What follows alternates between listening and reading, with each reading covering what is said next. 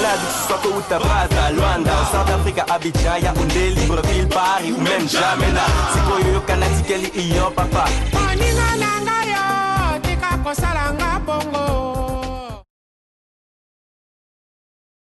Chers téléspectateurs de Wakolo State, bonsoir. Nombreux sont ceux qui parlent des multinationales sans toutefois connaître toutes les tournures. Wakolo State aujourd'hui a le privilège de recevoir dans cette émission quelqu'un qui connaît ces multinationales. Il a travaillé avec ces multinationales, il a même façonné certaines multinationales. Il a acquis de l'expérience avec ces multinationales. Il s'agit ici de Bernard Katompa. Entrepreneur, businessman, opérateur politique, géniteur de cette nouvelle plateforme, de ce nouveau mouvement qu'on appelle Génération Déterminée. Génération Déterminée, bien sûr. Lors de son passage ici à Washington, il a été reçu par une équipe de Wakolo State qui a été dirigée par notre confrère Enoch Yassa, que j'ai dit bonjour en passant. Merci pour tout le travail abattu. Leur entretien a tourné sur quelques points essentiels dans sa vision sur 2016, ses projets d'avenir, le développement du pays, est-ce possible? Quelles sont donc la contribution de ces multinationales avec lesquelles il a travaillé depuis de très longues années? Quel est le rôle de cette diaspora au processus de développement du pays et tant d'autres? Passage à Washington, dirais-je, pour paraphraser notre confrère, le célèbre analyste Caroline Mahuizo, qui lors de ses analyses se posait la question de savoir pourquoi toute cette nouvelle génération, tous ces leaders politiques, opérateurs économiques doivent passer par Washington. Et lui aussi, l'étape de grandes agglomérations, de grandes capitales occidentales. Mais à cela, je veux juste dire une phrase, chers confrères, on combat les erreurs du siècle avec les armes du siècle. D'ailleurs, je profite de l'occasion à toi, Caroline Mahuizo, pour lancer cette invitation. Nous voulons signaler à tous ceux qui nous suivent depuis l'Europe que M. Bernard Katompa va animer une très grande conférence à la Sorbonne, à Paris, où se trouve déjà notre confrère Caroline Mahuizo et les autres. Et nous prions donc à tous les compatriotes qui sont autour de pouvoir y aller pour participer et surtout discuter ensemble avec toutes ces nouvelles voix congolaises qui essayent d'émerger, connaître un peu les tenants et les aboutissants.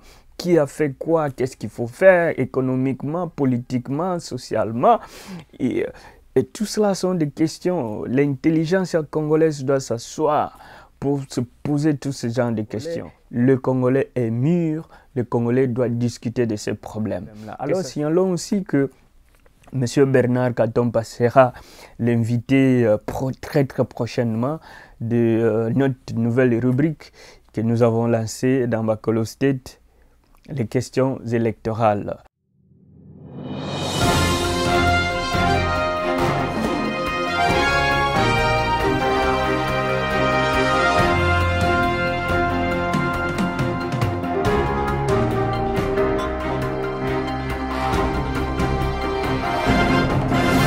Les questions électorales. Les questions électorales. Une chronique électorale. Une chronique électorale de Wakolo State. Les questions électorales. Les questions électorales. Changez le Congolais, vous changez le Congo. Qui est un grand projet, vous allez savoir dans les jours qui viennent. Et quels sont les projets qui sont tout autour des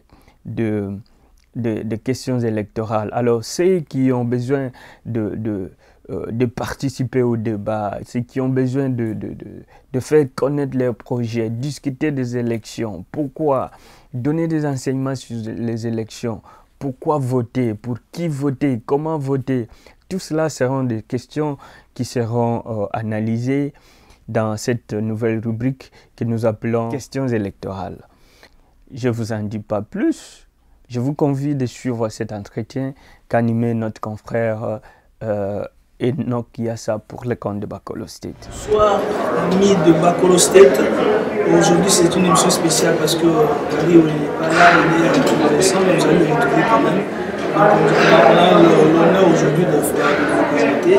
Et on a aussi le privilège aujourd'hui de recevoir un enfant du pays, de la République démocratique du Congo, un élite justement de cette nation qui a quand même des choses à dire par rapport à tout ce qui se passe au niveau du pays. Il y a aussi des projets par rapport à notre pays et on va s'entretenir avec la personne. Vous allez les découvrir ensemble avec nous. On va déjà saluer notre frère. Bonjour. Bon savoir quand même, si vous voulez donner quand même votre... Vous essayez de vous présenter par rapport à votre background, qui êtes-vous, vous venez d'où, c'est quoi votre origine, vous êtes de quel pays, vous faites quoi? Oui, bonjour, la question est très bien posée. Mon nom c'est Bernard Katonga. Je suis congolais, né à Kamina. J'ai grandi au Kassai avec la première partie de mes études universitaires à Kinshasa. Et après, les études ont continué à l'extérieur. Et j'ai commencé ma carrière professionnelle à la GECAMINE. Et après avoir quitté la GECAMINE, j'ai continué en Afrique du Sud, où j'ai eu à occuper beaucoup de rôles dans ma carrière professionnelle, qui m'ont amené presque dans tous les continents du monde, en train de diriger des compagnies minières au Canada, aux États-Unis, en Amérique latine, en Australie, en Europe et à travers l'Afrique. Et après cette carrière dans les domaines miniers, j'ai pris la charge de la compagnie financière Liberty, que j'ai créée à travers le continent africain dans 16 pays, avec succès, pour enfin décider de démissionner de mon rôle de président, directeur général de Liberty Africa, pour commencer la compagnie familiale qui est dans l'agroalimentaire, et entre-temps consacrer tous mes efforts à la reconstruction de mon cher pays, la République démocratique. Ça nous a quand même intrigué quand vous dites, avec tous ces bénéfices-là que vous avez en tant que dirigeant d'une grande compagnie, quand même, et démissionner aujourd'hui comme ça, c'est quoi vraiment la motivation? Vous avez quand même parlé de créer une compagnie familiale. Est-ce que c'est la seule motivation qui vous a poussé à démissionner ou il y a encore d'autres motivations pour faire ça? Non, la création de la compagnie familiale, c'est juste pour continuer avec les investissements de façon à ne pas tomber dans la sécheresse financière. Mais la raison pour laquelle j'ai démissionné, c'est après avoir vu ce que j'ai créé comme valeur pour les multinationales pour qui j'ai travaillé, des fois souvent de la faillite, des compagnies qui étaient prêtes à être fermées pour les rendre profitables. Et puis, après avoir travaillé dans tout ce pays-là, créant de la valeur dans tout ce pays et tous les actionnaires, je me suis dit, il est grand temps que je me consacre à mon pays, qui n'a pas jusque-là eu la chance d'avoir un leadership fort, capable de pouvoir les sortir de la misère. Et c'est ça la raison fondamentale pour laquelle j'ai quitté Liberty Africa, pour pouvoir me consacrer principalement à la République démocratique du Congo. Mais en faisant ça, il faut aussi continuer avec quelque chose qui peut continuer à générer de l'argent. Okay. Ça c'est bien dit. Et par rapport à cela, on a compris que vous avez vraiment un souci pour votre pays, la République démocratique du Congo, pour toute la nation justement. Et par rapport à cela justement, cette envie-là de venir aider ce peuple, c'est quoi votre vision? C'est quoi votre projet? Quels sont vos projets justement pour cette nation? Oui, c'est quand même étonnant quand on regarde un pays comme le Congo, qui est un paradis. Un paradis où les gens sont dans la misère totale. C'est comme les gens qui vivent près d'un lac et qui pleurent de l'eau, parce qu'ils ne peuvent pas avoir, qui pleurent de soif. Alors il faudrait parvenir à créer un État fort, un État dont les seuls soucis, c'est de pouvoir donner une meilleure vie à sa population. Donc ma vision pour le Congo, c'est d'établir au cœur de l'Afrique un État prospère, uni et fort. Un État dont les citoyens et les citoyennes ont la fierté de s'appeler Congolais et Congolaises. ont le sens du patriotisme et ont regagné le respect qu'ils méritent à travers le monde. Donc c'est ça la grande vision que nous devons avoir pour ce pays-là, qui est un paradis que nous avons. En tout cas, ça c'était bien dit, mais comme les Congolais sont habitués pendant plus de 32 ans, depuis l'indépendance jusqu'à ce jour, beaucoup de discours, surtout des hommes politiques et de toutes les élites qui sont passées et qui sont encore toujours au niveau de l'État, en train de gérer l'État, et tous ces genres de discours qui aujourd'hui n'apportent absolument rien. Mais qu'est-ce que vous voulez donner comme raison dans lesquelles les Congolais aujourd'hui peuvent faire confiance? Écoutez, les Congolais n'ont pas eu la chance depuis 1960 d'avoir des dirigeants dont le seul souci c'est le bien-être du peuple congolais. Les Congolais, bientôt on va avoir 54 ans d'indépendance. Et pendant tout ce temps, nous nous sommes retrouvés avec des gens qui sont arrivés au pouvoir sans être prêts pour diriger un pays, parce qu'incapables de diriger même une petite cellule, sans être prêts pour pouvoir prendre la charge de servir et non pas de se servir, et sans être prêts pour être généreux et chercher à mettre tous leurs efforts au service du peuple. Nous nous sommes retrouvés avec une classe politique corrompue et médiocre, qui n'avait pas un seul souci de l'excellence, dont le seul souci c'était remplir le compte bancaire et pouvoir enrichir leur cercle privé. Aujourd'hui, nous pensons que les Congolais ont la chance de pouvoir se doter d'un leadership fort, des personnes compétentes et des gens qui ont été là, qui l'ont fait, qui ont eu du succès et qui peuvent mettre leur contribution, leur expérience, leurs compétences au service du peuple. Et c'est ça, c'est que nous pensons aujourd'hui qui peut sortir les Congolais du Malaise. En tout cas, c'est bien dit. Et si on veut être un peu pratique pour d'autres personnes, surtout le petit peuple qui vont nous regarder, dans un cadre plus pratique, s'il y a quelque chose, vous pouvez illustrer aujourd'hui un exemple de quelque chose qui va faire la différence par rapport à la gérance. Dans un domaine que vous pouvez chercher, qu'est-ce que vous pouvez apporter? Oui, il y a plusieurs domaines dont on peut parler. Vous savez, je vous ai dit que je suis un comptable de formation et après ma formation de comptable, j'ai eu beaucoup plus d'autres diplômes. Et j'ai travaillé en gérant des compagnies minières, ce qui est un domaine très très puissant dans le monde. J'ai eu la chance de gérer des compagnies financières, ce qui est aussi très important parce que c'est là d'où vient l'argent que le pays investisse. Et j'ai eu la chance de monter une compagnie agroalimentaire. Avec l'agriculture, on sait que c'est la base de tout développement. Donc j'ai passé pendant mon temps presque les 3 grandes disciplines qui peuvent aider un pays à se développer. Mais si on doit parler d'une discipline très approchée à la vie des Congolais, beaucoup de gens parlent des domaines miniers. Si on regarde dans les domaines miniers aujourd'hui, quand j'étais à la GECAMINE, on parlait d'une production qui allait à 450 000 tonnes. Aujourd'hui, si vous lisez les journaux, les gens vous parlent d'une contribution des domaines miniers qui va à 900 000 tonnes. Mais quand on regarde la contribution des domaines miniers au budget national, c'est plus infime que ça a été du temps de la GECAMINE. Et on regarde les domaines fiscaux dans l'industrie minière, c'est un domaine qui est encore très désorganisé. Parce qu'il y a des gens qui échappent aux impôts, il y a des structures établies pour que les profits de ces entreprises puissent être tout le temps dans les négatifs. Là, ce sont les pas premiers que nous pouvons prendre en structurant, en restructurant la fiscalité dans notre pays. On peut déjà commencer à récolter l'argent des taxes immédiatement. Et s'il y a des impôts qu'il faut prendre sur les salaires des gens qui doivent être payés d'une manière régulière, nous pouvons déjà commencer à avoir de l'argent pour pouvoir commencer notre programme. Et cela peut continuer aussi avec la création d'un environnement socio-économique stable qui va réduire les risques politiques de notre pays. Et ça va créer un cadre qui va attirer les investisseurs dans ce pays.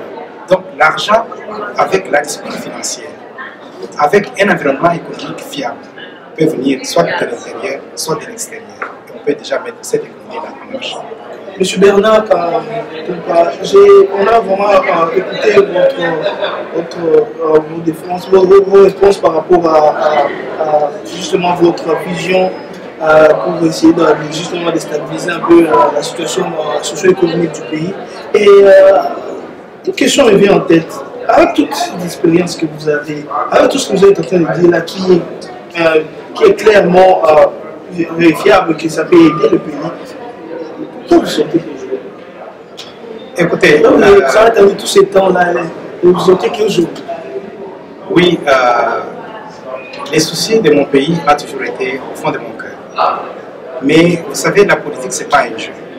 Parce que c'est la politique qui crée un environnement économique stable et qui doit améliorer les social de façon à ce que les gens puissent commencer à influencer la politique, exercer leurs droits et la roue va commencer à tourner. Donc ce n'est pas un jeu où quelqu'un peut se réveiller un matin et dire je vais être leader dans la politique. La politique, avant de la faire, il faut être prêt. Il faut avoir des compétences requises et l'expérience requise. Et puis en plus de cela, être un homme balancé. Et quand je parle de la balance inclut la stabilité physique de l'individu, la stabilité émotionnelle de l'individu, la stabilité relationnelle de l'individu et la stabilité financière de l'individu. Et quand on parle de toutes ces quatre dimensions de stabilité, ce n'est pas quelque chose qui arrive au hasard. Parce que quelqu'un qui n'est pas stable d'une manière émotionnelle sera incapable de diriger un pays. Quelqu'un qui ne sait pas diriger même sa propre famille sera incapable de diriger un pays. Donc il faudrait que les soucis du point de vue physique, du point de vue émotionnel et du point de vue relationnel et du point de vue financier puissent être déjà résolus avant que quelqu'un puisse utiliser ses compétences dans la gestion et son expérience pour pouvoir diriger un pays comme la République démocratique du Congo. Aujourd'hui, je crois que j'ai tout ce qu'il faut pour un leader qui doit créer la rupture entre l'ancien ordre et établir un nouvel ordre, qui sera l'ordre qui donnera la meilleure vie à tous les Congolais. Mon expérience en parle. En tout cas, c'est bien dit aussi. Et entrons un peu dans l'actualité du pays. Quel conseil-vous justement de l'actualité par rapport aux élections de 2016? Écoutez, les élections de 2016 sont constitutionnelles, c'est-à-dire qu'elles se retrouvent dans la constitution de notre pays. Mais quand on considère le passé, les élections volées de 2006, les élections volées de 2011, il faudrait qu'on soit très prudent. Parce que les élections de 2016 ne doivent pas être la même chose. Si nous continuons de la même manière qu'on l'a fait en 2006 et en 2011, on risque de se retrouver avec le même résultat, c'est-à-dire la tricherie et la continuation de la classe dirigeante actuelle, qui est une classe, comme je l'ai dit, incompétente et sans souci du peuple congolais.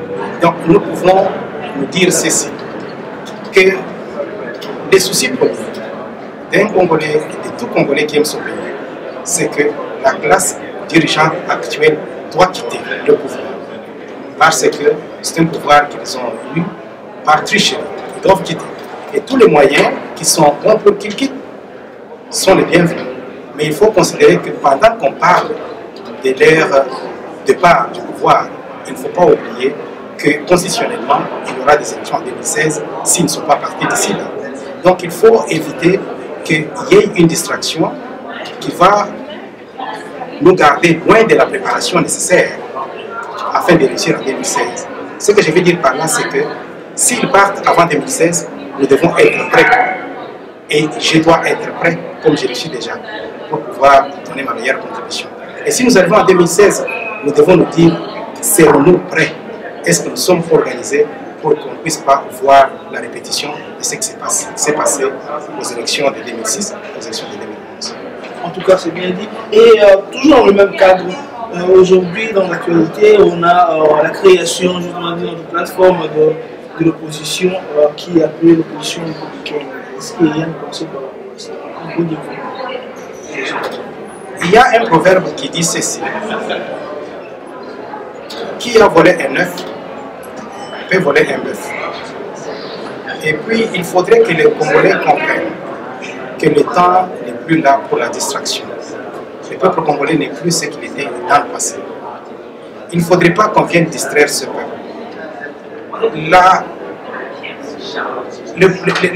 la plateforme qui vient de se créer, qu'on appelle l'opposition républicaine.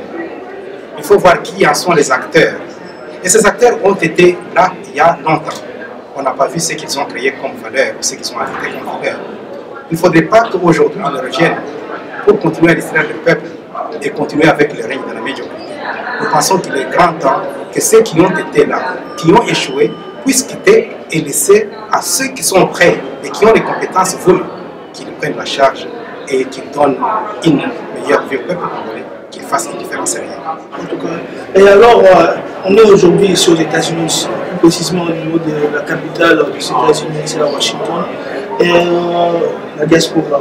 La diaspora aussi a un mot. La diaspora qui ne peut pas voter, la diaspora qui a beaucoup de revendications par rapport à la situation qui se passe au pays. En tant qu'un leader politique, un visionnaire justement de cette nation, qu'est-ce que vous voulez dire à cette communauté qui s'est mise à travers l'Occident avec les pays par rapport à la situation? Oui, ce que je peux dire, c'est que c'est un appel à tous les Congolais, de l'extérieur comme de l'intérieur. Nous avons vécu d'une manière disparate. Nous avons des fois succombé au message de ceux qui veulent nous distraire et nous séparer. Et pourtant, nous n'avons qu'un seul idéal, le bien-être du peuple congolais. Et cet idéal doit être guidé par l'amour que nous devons tous montrer pour notre peuple. Il n'y a pas de raison que nous puissions nous entre-déchirer, que nous puissions nous combattre les uns les autres si tout ce que nous cherchons, c'est le bien-être du Congo. Je demande à tous ceux qui me suivent aujourd'hui que nous devons cesser les divisions, nous devons cesser les trahisons, nous devons cesser les jalousies. Parce que là, ce sont là les éléments séparateurs qui nous ont affaiblis et qui ont permis aux pilleurs et aux malins de continuer à être dans notre pays et à nous diriger. Si nous nous mettons ensemble comme un, nous ferons une très grande force. J'appelle tous ceux qui m'écoutent aujourd'hui, qui ont la possibilité de venir à Paris-Sorbonne, au numéro 108, boulevard Malzer, à l'université de Sorbonne, le 16 avril, à partir de 13h. Nous allons nous retrouver pour une conférence où nous allons parler ensemble en tant que fils et filles du Congo, ce pays que nous aimons tous, pour pouvoir trouver comment nous pouvons retourner tous chez nous, ou comment nous pouvons exercer notre influence pour que notre pays puisse se doter d'un dirigeant qui est capable de nous sortir du marasme socio-économique et financier dans lequel il se trouve aujourd'hui. Donc, mon message est simple. Oublions les distractions. Oublions les distractions, mes frères et sœurs. Parce que ceux qui vous diront aujourd'hui que tel est de tel point, tel est de telle religion, tel est de telle province, ou tel est de tel parti politique, ce sont les gens qui vont encore chercher à renforcer la séparation entre nous. Nous n'avons qu'un dénominateur commun qui est notre pays. Et pour l'amour de ce pays, nous cherchons à trouver une solution commune qui est la solution de changer le pouvoir dans notre pays. Aujourd'hui, demain, en 2016, nous devons être là. Et je suis prêt. Et je vous invite tous à venir le 16 avril pour qu'on puisse discuter ensemble. Le rendez-vous est pris justement le 16 avril au niveau de l'Université de Sorbonne à Paris, c'est ça? Oui. Donc tous les Congolais de la diaspora au niveau de l'Europe, Paris, Bruxelles, partout où vous êtes, si vous avez le temps, allez et écoutez, discutons, échangeons justement avec M. Bernard pour trouver des solutions, de voir des moyens justement pour amener une solution durable et une solution pour tout le monde qui est au niveau du pays, parce que la solution est quand même bien. Un dernier mot justement par rapport à votre temps ici, par rapport à l'éducation, par rapport à tout ce que vous allez faire et d'autres projets. Si on n'a pas discuté de ça ici, si en train d'être un dernier mot et une utilisation de tout le monde qui est. Oui. Sortir le Congo de la pauvreté, ce n'est pas une mission impossible. Nous avons géré des entreprises avec un budget plus élevé que le budget de tout le pays, le budget de notre pays. Ce n'est pas une mission impossible si la discipline est rétablie, l'état des droits est établi et les gens vivent selon la législation, selon les critères, selon les procédures établies par un gouvernement fort. Donc c'est possible que nous puissions sortir ce pays-là de la situation dans laquelle il se trouve aujourd'hui. Et cela étant dit, il ne faudrait pas oublier qu'il faut créer un environnement qui va attirer les multinationales, qui va attirer les investisseurs, qui vont pouvoir ramener les capitaux dans ce pays. Ensemble, avec les investisseurs étrangers, avec les entrepreneurs et opérateurs économiques nationaux, nous allons établir un système favorable au développement. Et avec ça, notre pays va décoller. Ce n'est pas une mission impossible. Les frères de la diaspora, les frères de l'intérieur du pays, nous devons tenir la main dans la main et ensemble, nous allons vaincre. Le pouvoir actuel va partir, nous allons prendre notre pays entre nos mains, nous allons prendre notre destinée entre nos mains et nous allons décoller. Je vous remercie. Merci. Nous allons décoller. L'espoir est toujours là. L'espoir vivre pour la République démocratique du Congo. C'était un plaisir d'être dans vos maisons pour partager un peu ce message avec les frères. Donc nous vous laissons encore avec Gary Olé qui va continuer et nous prenons rendez-vous avec vous plus tard. Voilà, chers téléspectateurs, nous sommes arrivés à la fin. Nous disons un grand merci à notre confrère Enoch Yassa qui a bien voulu accorder cette interview à M. Bernard Katampa. Comme vous l'avez suivi, il sera à Paris-Sorbonne le 16 avril. Donc nous convions tous les confrères qui sont en Europe, à Paris précisément, en Belgique, pourquoi pas Angleterre et tout autour, et aussi les compatriotes de pouvoir aller assister et surtout participer, discuter avec toutes ces nouvelles voix. Nous devons discuter. Le Congolais a mûri. Le Congolais doit discuter de ses problèmes. Cette intelligence congolaise doit s'asseoir pour parler, pour discuter de ses problèmes. Il ne faut pas attendre que quelqu'un vienne nous dire quoi faire. Le Congo nous appartient. Il appartient à nous tous. C'est aussi à nous de désigner. C'est aussi à nous de dessiner un avenir meilleur pour ce Congo, le Congo de nos ancêtres. Voilà, chers téléspectateurs, merci de nous avoir suivis et à la prochaine.